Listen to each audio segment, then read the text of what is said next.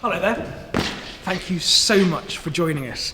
This is a very special treat for me, and I hope for you too, because we're here in the London Transport Museum's Acton depot, and there's hardly anybody else here on site, apart, that is, from some very, very clever people, and me. Well, who am I? I am Tim Dunn, a transport historian, and I'll be honest, an absolute fanatic with anything to do with London's transport. Now, over this little video, we're going to explore some of this absolutely vast depot with me, and we'll see some of the 320,000 things in this museum's collection, and we're going to meet some of those expert curators too, to show you what happens behind the scenes as we get ready for the big open weekend. Now, excitingly, some of the objects you're going to see in this film have never been seen by visitors ever before. They've just been arriving at the museum very recently indeed. But a lot of this stuff, a lot of it, you'll be able to see this coming weekend, because this weekend is one of the very, very popular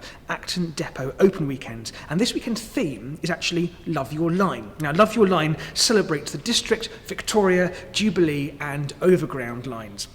That weekend is the 27th and 28th of April 2019, or if you're watching this a little bit later, you'll come to the weekend of the 13th and 14th of July, which is a different theme weekend. And then even later on in the year, if you're watching this super late on Facebook, like my mum, hi mum, that's the 28th and 29th of September. Now, full details of all the talks, activities, vehicle rides, stuff you can do, all interaction things and small tours you can go on when you're here at the weekend. All details are on the London Transport Museum's website. Now, just come along. This is absolutely brilliant stuff. Now, look, right, this is no time for small talk. I know. You don't want to hear me talk too much. You want to see some stuff, and I want you to meet someone very, very important. I want you to meet someone very clever. Who's very important at the museum. I want you to meet Matt Brosnan, head curator. Matt, hello. How do you do? Nice to see you. Thanks for coming. Thank you very much. What are we doing in this building, and what is this building? Well, yeah, welcome to our Acton depot. This is where we keep the majority of our collection, about 90% of the collection that we have, from large vehicles through to tiny pin badges and everything in between.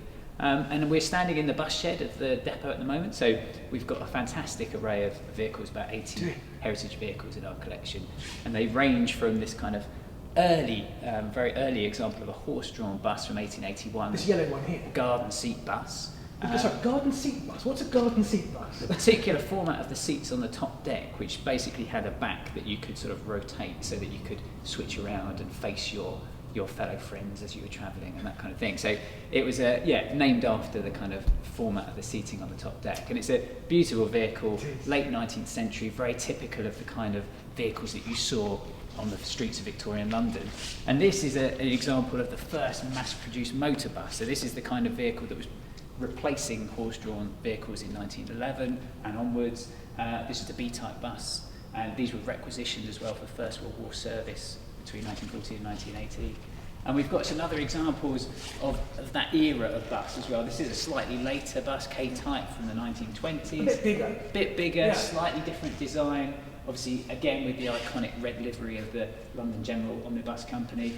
And then we've got a slightly later bus again, the NS type, with a covered cab to give your driver a bit more protection against the elements, a little bit more of a sense of creature comforts. At last, a much bigger bus, that one there, the NS type, absolutely. But we've also got, obviously, vehicles that go right through the 20th century, right through to the present day.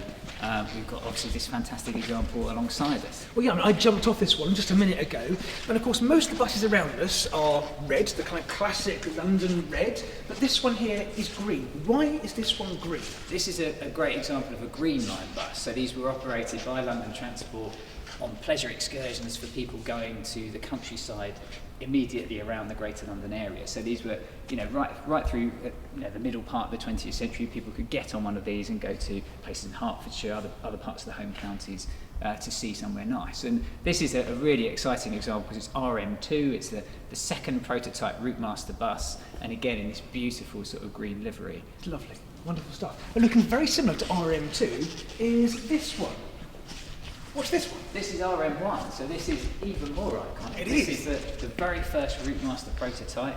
from 1954. Went through various different design incarnations before this beautiful example was produced, and this shape. Yes. And it's got this lovely sort of curved design, the beautiful sort of rear staircase that's so sort of emblematic of this vehicle, and obviously the beautiful red colour that's become so iconic of London buses. The word iconic often is overused, but I think this bus truly is an icon. It is really of London. And they were operating right from the sort of late 50s through to today. You can still see them trundling back and forth along the Strand on some sort of heritage routes that are still partially active at the moment. Yeah. So it's stood the test of time. Well, yeah, so come along to the depot and see it this weekend. You can come and see it up close and personal.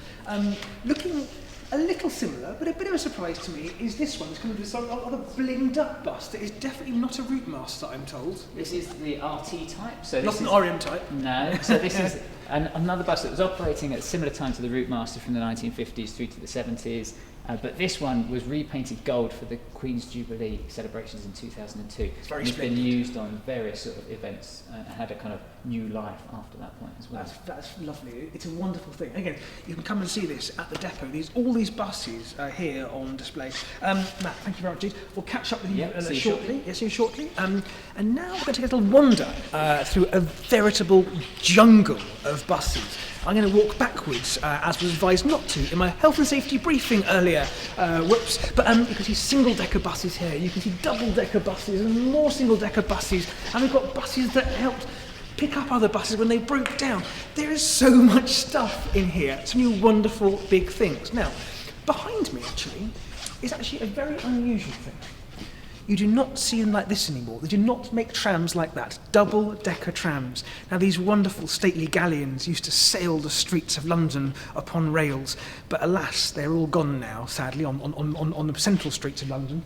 They were replaced, those trams, double-decker trams, by these things either side, these trolley buses.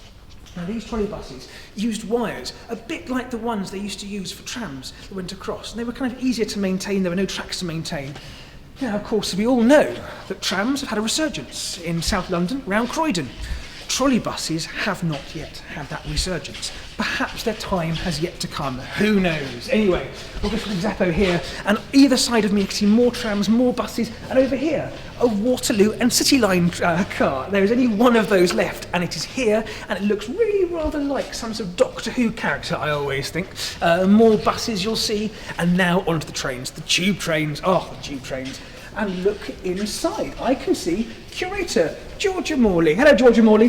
We're going to walk around now to come and see inside this item. This is standard stock. So, this stock here, again, this museum is full of different trains, different sizes, different shapes. But this one here will be open as well on the depot, so you can come inside this wonderful machine and sit down inside. Because when you go inside this particular tube car, you'll see something rather interesting. Now, interesting things. Georgia probably won't be here, I imagine, on the day. But however, nice to see you, Georgia. Hello. Hello. You're going to show us some of the interesting things. Georgia, what is your role here at the museum?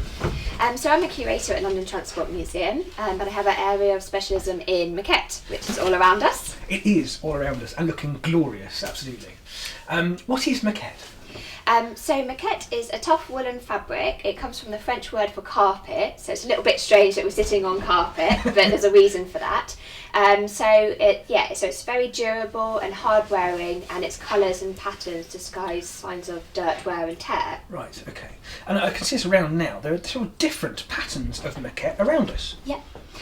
So Maquette was used in London for over 100 years on buses, trains, trams and trolley buses. So it's very iconic in London, but it's also used worldwide. Okay. In terms of designs, this design is from the 1970s. So this was used on the District Line as well as Metro and Titan buses in the 70s. Okay. This is designed by a Czech designer called Jacqueline Groag. Jacqueline, now that's interesting because I always thought that it was designed by someone called Misha Black, the kind of famous designer. Yeah, so Misha Black was one of the founding members of the Design Research Unit, who Jacqueline Groag actually worked for in the 1960s and 70s. Misha Black actually commissioned Jacqueline Groag to design this maquette. Oh, so it's okay. originally attributed to Misha Black, but it's actually designed by Jacqueline Groag. It was her instead. Oh, Yeah. a great update, thank you. And what's the story on this one behind you as well? So this design, called Bullseye or Roundel, incorporates the London Transport logo here. Lovely. So this is a 1940s design. This was used on the refurbished 1938 tube stock in around 1948 on the Bakerloo and Northern lines, and it was also used on the District line. So this design was originally attributed to a designer called Eddie Chapman. He was the head designer at one of the main manufacturers of Maquette, John Holdsworth and Company Limited. But during my research I actually realised it's designed by a young female designer called Joy Jarvis, who was working in London in the 1940s. Oh gosh, so it's a commonly sort of misheld belief that it was that chap, but it's actually something completely different instead. Absolutely, so it's now been reattributed to Joy Jarvis. That's lovely. I mean, that shows, I suppose, the importance of academic research that people like yourselves are doing into kind of so changing that stuff, but also I suppose shows some of the importance of women in design in changing the kind of the way that we see the past. Absolutely. I suppose, and influence that women have had that hasn't been previously noted. I think that's brilliant.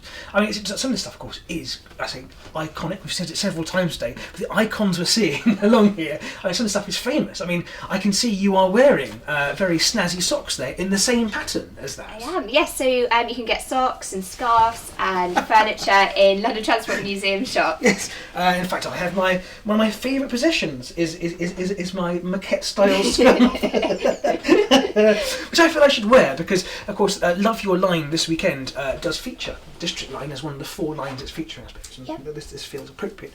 I shall probably wear this for the rest of the this film. Well, let's try to anyway. See what happens there. Georgia, thank you so much. Thank you for your time. Thank you so much. Thank you. I'll catch up with you very shortly. I'll see you shortly. Thank you very much. Now that was, of course, Georgia here on the stock talking about Maquette, and now we're going to go straight across the side of the depot to somebody else. And that someone is Katerina Morandon. Katerina, lovely to see you. Lovely to see you. Now, Katerina, what is your role here at the museum? I'm a curator of vehicles and engineering, so I look after the big stuff, buses and trains. Brilliant, brilliant. And these are the trains we speak of? These are the trains, yes. Let's have a look. Okay, so what's this one here? So this one has, as you can see, it's got milk churns in it. It's a Metropolitan milk van. 19th century, it was used to bring milk into London from the other end of the Metropolitan line, so Hertfordshire, Buckinghamshire. Phenomenal. And of course, this will be, I think, part of the train they're hauling in, or you guys are using, by steam quite soon, right? Yes, 23rd of June. Okay, and this will be part of the train they're going to bring in with an old milk churn on the Metropolitan Railway kind of consist, the District line. Yes. Oh, yes. Now, this here, I think, is one of the stars of the show, will it not, as well, for this weekend? Yes, yes. So this is our ambitious restoration project at the moment. It's the Q stock. So the aim of the project is to restore this 3-car train. So we've got 2 of the 3 cars in here. 3-car train into operational condition. Wow. And the work is done by volunteers here at the depot. So everything that can be done here will be done here on our premises. Fantastic. So you said operational. Do you mean actually out and about on the tracks? Yes. So yes. On the underground? Possibly on the underground, but definitely running out on tracks. Lovely. Just like we run the 38 tube stock. Oh, that's fabulous. So you can take a ride, when it is all restored, people, you, all of us, can take a ride on this stuff, right? That's right, yes. Okay. Yes. So I can see through these windows. You can see inside this when you come this weekend. You can't see it because it's too dark in there right now. But I can see that there's workbenches in there and so on. So what's going on inside there?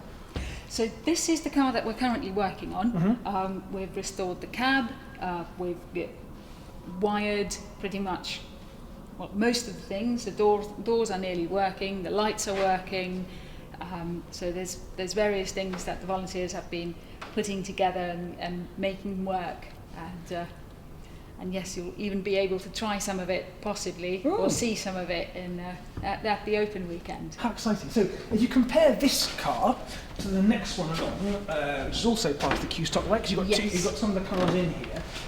Just explain a little bit about why this one, so you say it's a Q stock train. I always think of trains being like the same all the way through, one particular style. But if I look here at this one, go to that one, this one's kind of got like curved sides with a kind of a flare at the bottom, but this one's got straight sides, it's got a kind of bump along the top, along the roof. Why are they different? So Q stock was put together from various older stock and the brand new, newly designed Q38 stock, which is this one. So this one's from 1938. The next one is from 1935, so there's only 3 years of difference, Okay. but the design is completely different, as you can see. And the bump at the top, or the clerestory. The clerestory, yeah. Okay. Yes, that's a ventilation Okay. method that came over from America.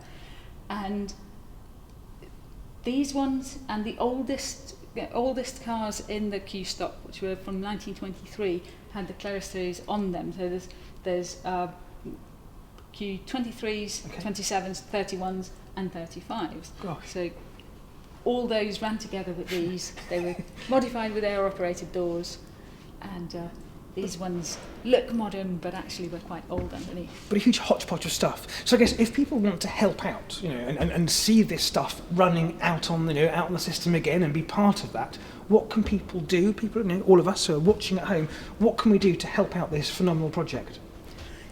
So the project is funded by LT Museum Friends. Mm-hmm. And public donations. So we currently have a fundraising campaign. Brilliant. So everyone can help bring our train to bring it back to life, bring it out on the tracks, and make it operational. The best way to donate to the campaign is to follow the links from our website. So you can click on the links and donate to the campaign. Super. And of course come and see it at the open weekend. Fantastic, good stuff. Thank you very much, Katrina. Thank you so much for showing us that stuff. This is Katrina's pet project, and I wish you all success with it. I look forward to having a great ride on this train in the not too distant future. Anyway, thank you very much. Thank you. See you shortly. Right, okay, we're going to walk down again back. I'm absolutely baking in this. This depot is a lot warmer. I thought I'm going to leave that just there. If you do spot it on the depot open day, please leave it there. I love that scarf. Please, leave it there, please. Right, walking back here, there's some R stock up here. This is R stock. This will be open up on the open weekend for you to have a look at and go in inside, which is fabulous. Over here, this one terrifies me because this is actually A62 stock. This is Metropolitan line stock that was actually out and about, used by me when I was going to school when I was a teenager. That is now in a museum. How old does that make me feel? That feels terrifying. Now up here as well, just behind me, you can see walking down this, you'll see above me the High Street Ken station gateway that is now here in the museum. It's lovely to see it here, and you too can walk through it. Up here, this is a thing of absolute joy. This is absolutely gorgeous. Now, flicking on, you can see the different lights. This is the Baker Street next train and destination line indicator, and this is flicking on and off, as it would have done, thanks to volunteers who've pre-programmed the lights. This is representing how it would have worked in 1951 on a typical day. Sped up a little bit, but you can see destinations. Oh, look at this, this is just glorious, all illuminated. You can hear them flicking away. Oh, this is lovely. This is genuinely lovely. You can see this is the love and the care the team here put into things for your wonderful delectation. Come and see it at the depot open day. Anyway, right, we're now going to zoom up high speed up the stairs, because you don't want to see me talking up the stairs. We're then going to see some smaller things, but certainly not lesser things, up here, up on the mezzanine.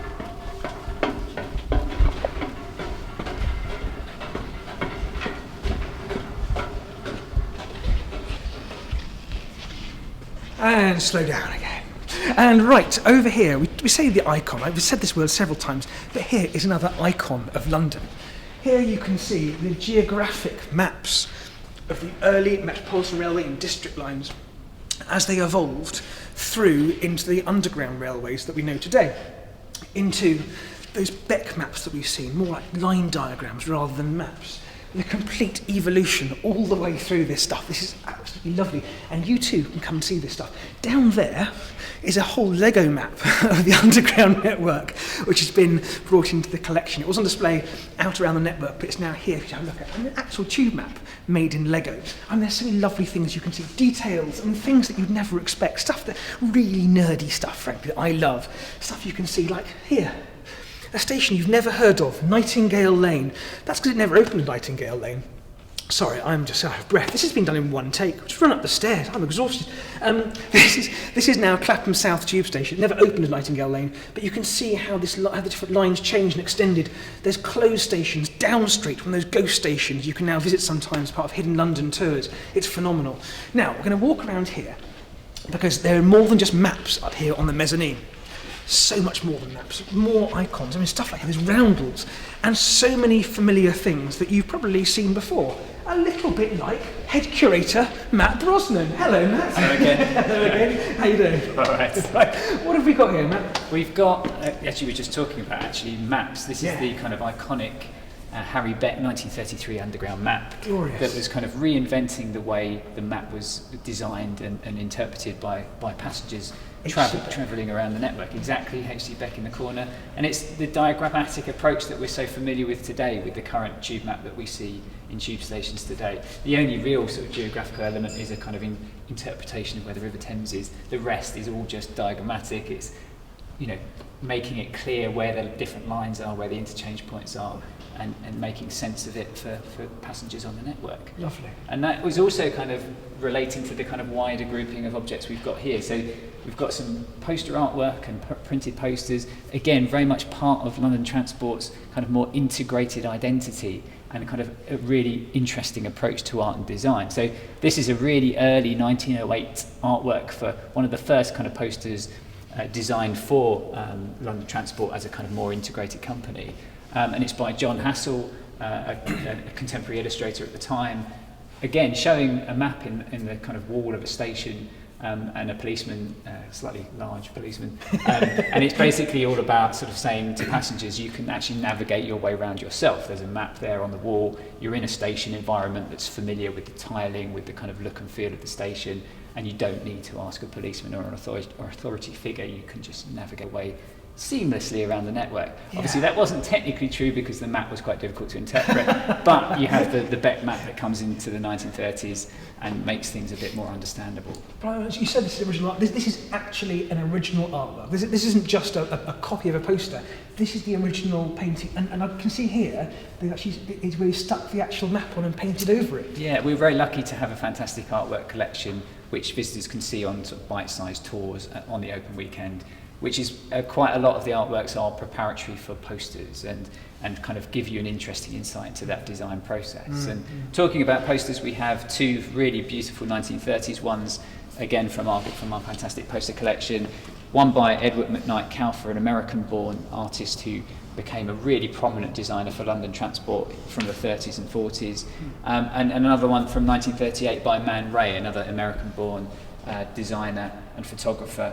Again, a really iconic design that has become really, really famous and very influential in terms of graphic design. But again, these were really sort of good examples of how London Transport was commissioning very innovative, often quite modernist designers to design posters that were emblazoned around the network and in stations everywhere. And really sort of interesting approach to art and design. And yeah, as Matt says, you could actually come and see some of this stuff on specially arranged bite-sized tours, can't you? Some of the kind of the depot's separate little bits and rooms at the side. That's right, yeah. We have dedicated poster and artwork stores which are given sort of small tours by dedicated, very knowledgeable volunteers. So, brilliant. Yeah, come and see them. Yeah, come to this weekend. They're the bite-sized tours, so please do come along. Matt, thank you very much. Cheers. See you shortly. Up here on the mezzanine, we're not quite done yet. We're hitting some other small things, some wonderful things. Also here to see the wonderful Susanna Cordner. Susanna Cordner, hello, how are you? Good, thanks. How are you? Gloves. They didn't have those in rehearsals. I know. I'm trying to be a bit more professional now. Surprise. Susanna, what is your role here at the museum? Yeah, so I'm one of two documentary curators here at the museum. Myself and my colleague Ellie Miles, we run the Documentary Curator Programme, which is a programme the museum holds that's backed by the Arts Council England, where we do about 4 contemporary collecting projects per year. So contemporary collecting, what does that mean? It's not a thing I'm aware of from the museum I do. Yeah, I don't think it often gets as much publicity as things that are done kind of in hindsight. So contemporary collecting is really about gathering material, gathering stories as they're happening rather than in 100 years' time. So it's a way of gathering a different sort of content and also maybe some different perspectives and opening up what the museum explores. So transport really fulfills a practical function in our society, but it also plays a social role, and we're able to look at both of those in a contemporary context. Wow, okay, so what have we got here in front of us? Yeah, so I got out a few examples for you of recent acquisitions that Ellie and I have made, and they kind of fall into two camps which kind of mark the way that we do our work as well. So one example is a piece of kind of reactive collecting, and the other relates to some of our projects. So we'll go with the reactive one first. So this example here, this object is a Gareth Southgate vinyl in the Johnston font, and it is part of a kind of commercial collaboration between TfL and Visa, where for 48 hours in July, Southgate station on the Piccadilly line got turned into a kind of celebration of our World Cup hero Gareth Southgate. So it's a little bit tongue-in-cheek. It's a way of taking the iconography and kind of the clear branding of TfL and its history and doing something fun with it, but also linking it to contemporary interests, contemporary lives, and being really able to really react to a speedy story. Yeah. With our reactive collecting, it's either that we've kind of got a tip-off from TfL that something might be happening, or sometimes as simple as finding out about stories on Twitter through news feeds and seeing what is capturing people's attention, what's happening out there, and going on the hunt. The other kind of collecting that we do tends to relate to those 4 projects per year that I described. A recent one of those was LGBT plus linking lives, in which we collected stories and objects that looked into the ways in which literally LGBT plus lives and communities are kind of linked across the capital by transport. So some of those stories looked at things like the public transport as a safe space. Others looked at the night bus as a place of kind of revelry and community and connection. And I know the feeling. Yeah, exactly. We've all been there. And then some of the objects we gathered relate more explicitly to kind of TfL initiatives in the area. Yeah. So for instance, this Slum Yard that we have here, this is part of an initiative that was launched by TfL last year, so in 2018. It was all about staff being able to sign up to be a supporter of the LGBT plus community and represent themselves as an ally. And obviously that transcends as a message from staff to staff, but also from staff to passengers and across the services. I recognise some of those. I've seen them out and about. Yeah, exactly. Yeah. Once you know that they're there, you can spot them across stations, I hope. And then the other very small object that I've brought with me relates to a much bigger object and scheme. So this little pin badge here is a celebration of the Ride with Pride scheme, which was launched in 2015, and it was really the first of its kind. So you have again another icon of London transport, the bright red bus, mapped out this time with rainbow vinyls to really recommend, celebrate, and let all the public know that Pride is coming from June to July, ahead of the real day in July itself. So these badges were made as a kind of community celebration, again a signifier that you can wear that relates to that role transport's played in the celebration of Pride. Lovely things. And I've got a model of one of those buses on my bookcase at home, a little Pride bus. Big fan of that. So the message carries even at home. Oh, absolutely. So what's coming up next for your kind of contemporary collecting programme? Yeah, so my next project looks at The Women We See, which is a competition that was held kind of in collaboration between TfL and the Mayor of London that looks at representation and diversity in advertising, the kind of commercial use of TfL spaces and services. Meanwhile, Ellie's looking at the Elizabeth line and the way that it's bringing changes to different communities along its routes, and she's also looking at celebrating 20 years of TfL. So if I can borrow your camera. We're really keen to hear from you and gather stories and objects that you're interested in and that relate to your use of an experience of transport in London. So you can look on our website and learn more about the documentary curator programme and how to get involved, and we're looking forward to hearing from you. Fantastic. Look forward to all that. So please get involved and do contribute. There's so many wonderful stories to be told right across London to be added to the work that you're doing. It's a pleasure to meet you. Lovely to meet you too. Thank you very much. Hands of royalty, white gloves on. Thank you so much. I'll catch up very shortly. Right now, there are some very, very steep stairs there. So rather than racing down them and me falling down them on film, we're going to use the magic of the latest high-tech production qualities to get you down there very quickly. So we're going down there in 3, 2, 1. Boom! Right, well, here we are. That was high-tech for you. Right, now, I'm going to go off-piste and off-script a little bit here. I just want to show you this thing down here. Underneath the mezzanine are these huge cages full of stuff that you can spend so much time in just looking at. There's so much. I mean, look down here. There are bits of train, there are nameplates from trains, bits of clock, there are bits of signal down there, bits of engine, there's bits of pipe, bits of building, there are road signs from South London, there's bits of bus just there, there's some things on clocks from somewhere else inside there. And there's up there. There's some bits of signal up there as well. I didn't even see this before, the signals. I mean, there's just so much stuff. There are clocks, bits of machinery.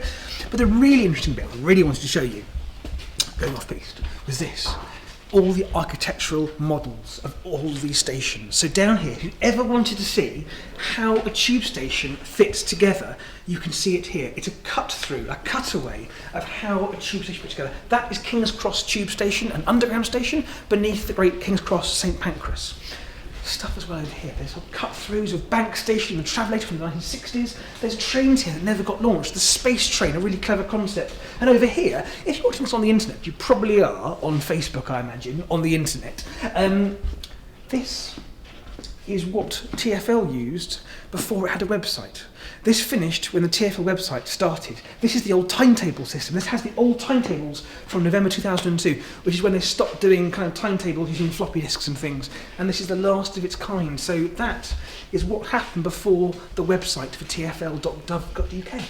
Over here, you've got other bits of other stations. Stations never got built, stations that were built. You've got maps, you've got three-dimensional relief maps. You've got a model here of Farringdon Station that didn't even get built because it's Crossrail with a different design. It's phenomenal. This place is absolutely vast. And over here are some other big things as well. Look over here. Over here, I can't show it to you because I haven't got enough time, and security is going to tell me off in a minute, but over here is part of the double Helix escalator that once was supposed to run up from Holloway Road Station in 1906.